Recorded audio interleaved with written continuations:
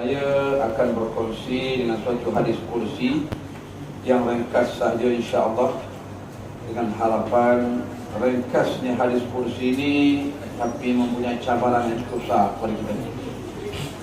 Hadis yang berbunyi an Abi Hurairah radhiyallahu anhu anin Nabi sallallahu alaihi wasallam qala ikhtasamatil jannatu wan naru ila rabbihima wa qalatil jannatu ya rabb ma laha la yadkhuluha illa du'afa'un nasi wasaqatuhum wa qalatil naru yani usirtu bil mutakabbirina faqala Allah ta'ala lil jannah anti rahmati wa qala lin nari anti azabi usibu bika man asha wa likulli wahidatin minkuma mil'uha qala fa ammal jannatu fa inna Allah la yadhlimu min khalqihi ahada wa annahu yunshi'u lin nari man yasha fayulqawna fiha fatakulu hal min mazid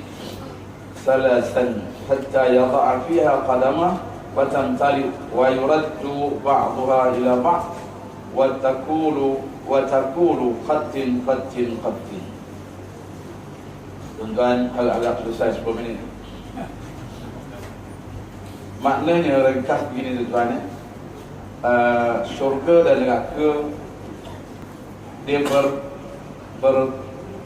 berikhtasamat, nak kata berbalah, begitulah, dia berhujah kepada Allah Subhanahu wa taala. Sebab tajuk ini tahajat, berhujah ya, al-jannah wan nar, berhujah dua syurga dan neraka. Jadi dua-dua ni tuan-tuan ya, maka berkatalah syurga berdasarkan hadis riwayat Abi Hurairah ni, syurga kata, kenapa ni kita tak masuk ke dalam syurga ni melainkan semua di kalangan manusia yang lemah. Maknanya la yadkhuluha illa du'afa'un nas. Yang masuk syurga di kalangan manusia yang lemah. Wasaqatuhum, manusia yang air mukanya tunduk di dunia, tawadhu gitu tuan. Ya, dia jenis-jenis orang yang khudu', tawadhu', zuhud, tak cakap besar.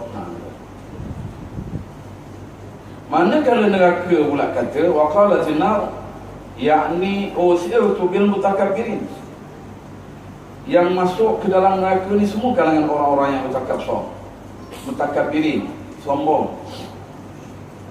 Apa Allah jawab tuan? Allah jawab, faqala Allah Ta'ala lil jannati, Allah berfirman kepada syurga, anti rahmati, engkau wahai syurga tempat rahmat aku. Wa qala lin nar, dia berkata kepada neraka, anti azabi, engkau wahai neraka tempat azab aku. Usibu biki man asya, aku timpakan di tempat engkau ni, maknanya yang syurga, yang neraka, siapa yang aku kehendaki. Saya suka underline man asya tu tuan. Siapa yang aku kehendaki. Wa likulli wahidatin minkum, setiap satu daripada kamu ni dipenuhinya, penuh. Syurga penuh. Neraka juga dalam pengisian untuk memenuhnya. Qala fa ammal jannatu, adapun syurga ya, Allah berfirman, adapun untuk syurga, fa innallaha, ini maksudnya ya tuan-tuan, penjelasan Nabi sallallahu alaihi wasallam.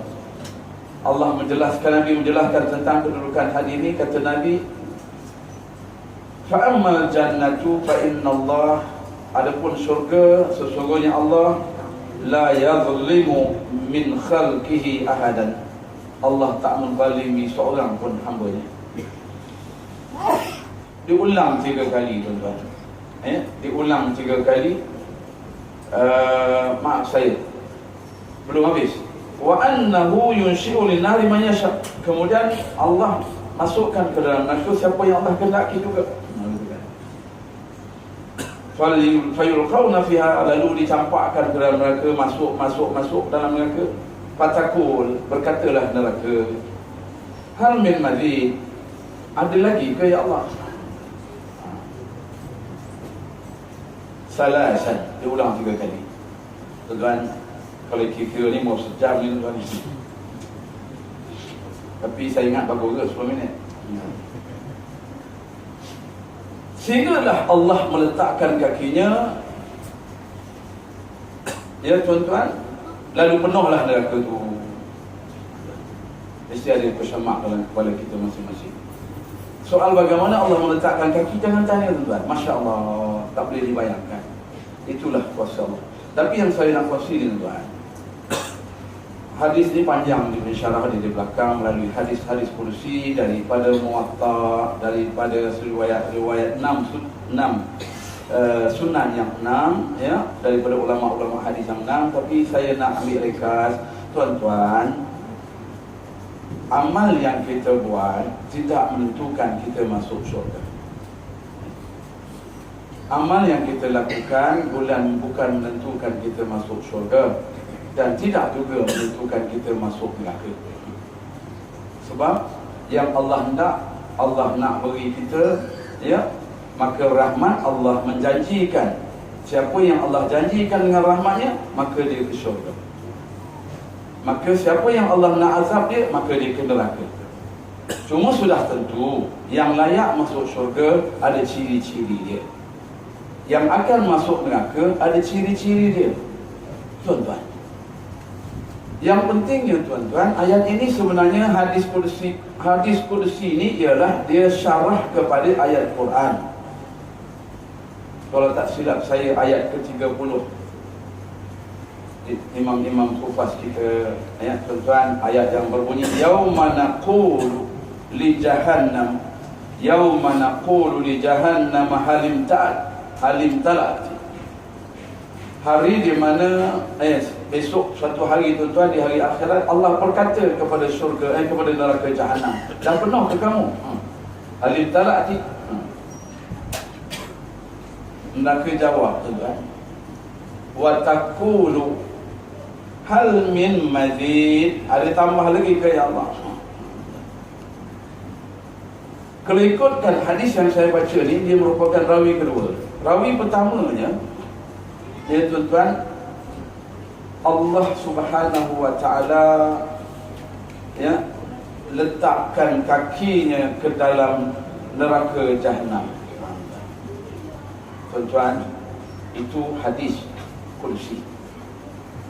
Dan kita ni, jangan tuan-tuan bayangkan kaki Allah macam mana. Suatu yang tak boleh ditakwilkan. Tetapi yang saya nak katakan ialah, apabila Allah letakkan dia kakinya, lalu penuhlah neraka itu. Allah berfirman dengan bunyinya qatin. Saya tengok maknanya cukup.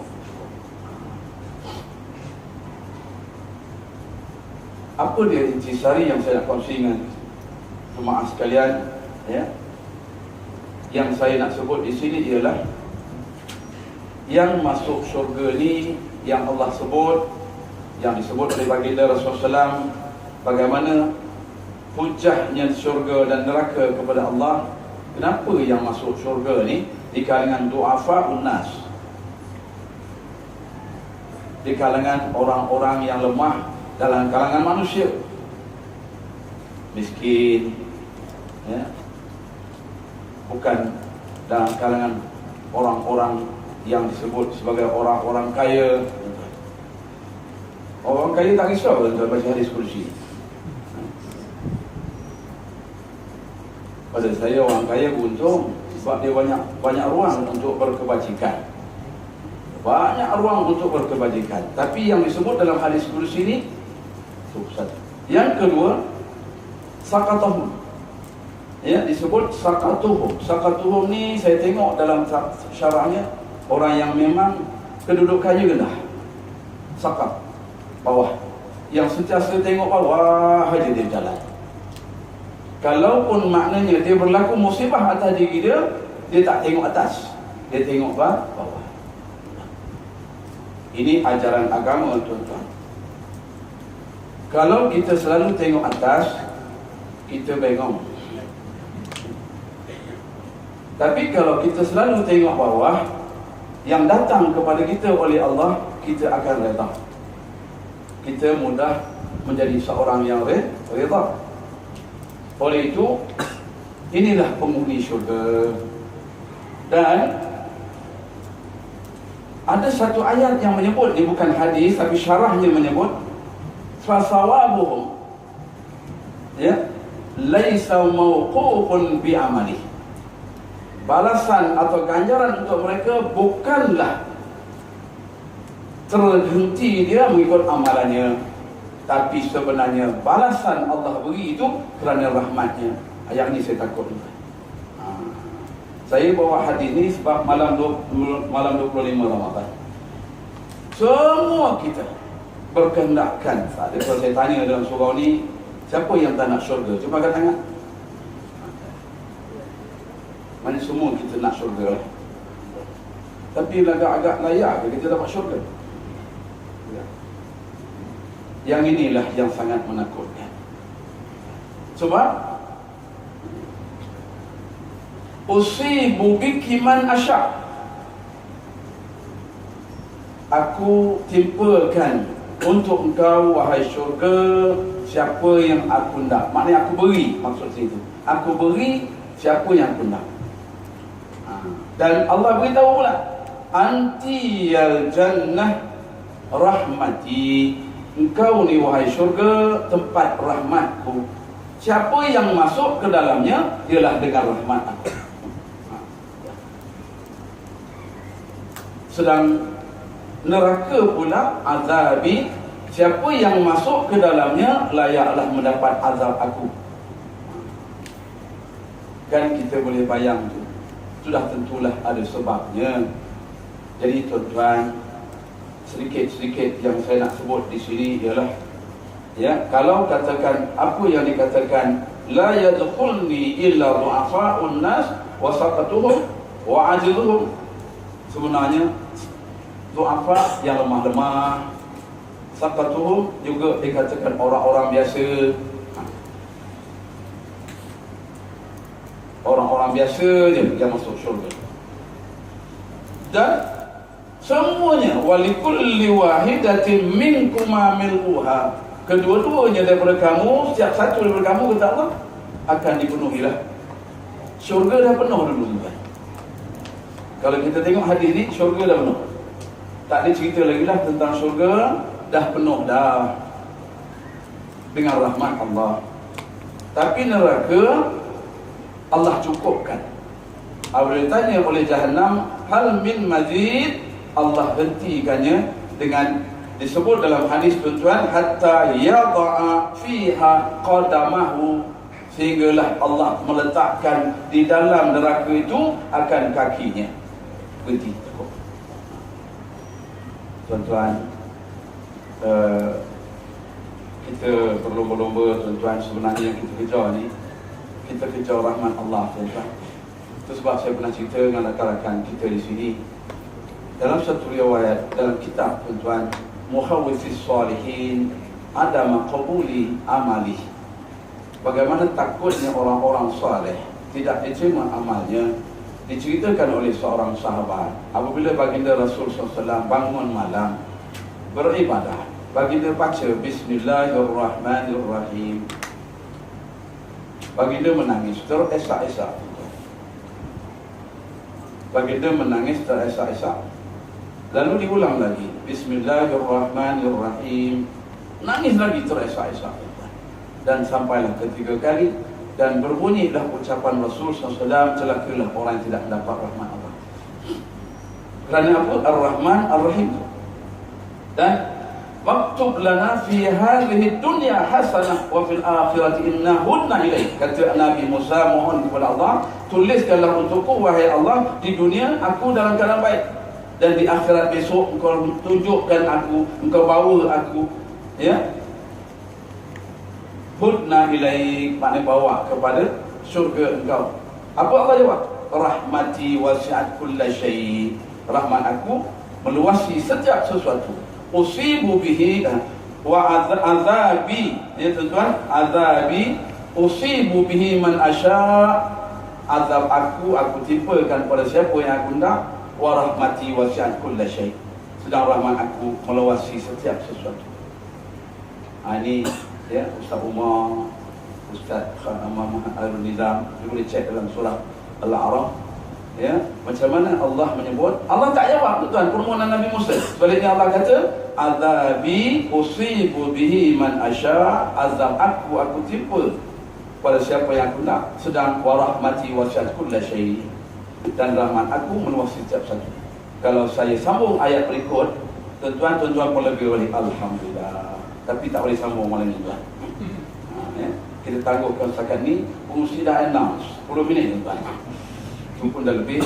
Jadi saya rasa memang sangat-sangat layak kita berhenti tuan-tuan, kerana anak-anak kita yang kita rahimkan ya, malam ini satu kegembiraan untuk mereka, anak yatim, saudara-saudara kita yang kita rahimkan.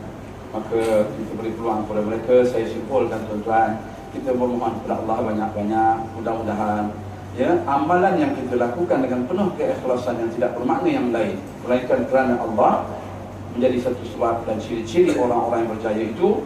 Darjat ihsannya cukup tinggi ya tuan-tuan, kerana Allah Subhanahu wa taala cukup dekat dengan hamba-hambanya yang muhsin.